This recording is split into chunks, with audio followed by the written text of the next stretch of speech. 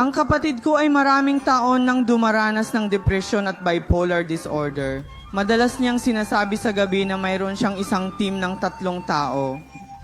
3 espiritu? Magdamag siyang gising at nasa kwarto nag-iingay.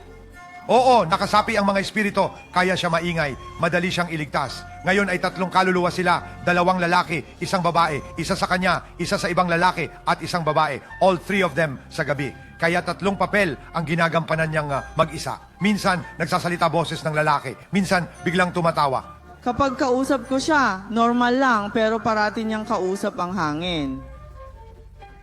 Hangin ba? Ang kausap niya ay espiritu. Anyway, pagkatapos mong magsimulang magmantra, ay magsasabi ang espiritu sa pamamagitan ng bibig ng iyong kapatid. O, para saan tong mga sutrang binibigkas mo? Para sa akin, gusto mo akong umalis, hindi ako aalis. Huwag matakot, ituloy lang ang pagmamantra. Mamaya, sasabihin din niya sa'yo kung ilang dasal kailangan niya para tuluyang umalis na sa katawan ng kapatid mo.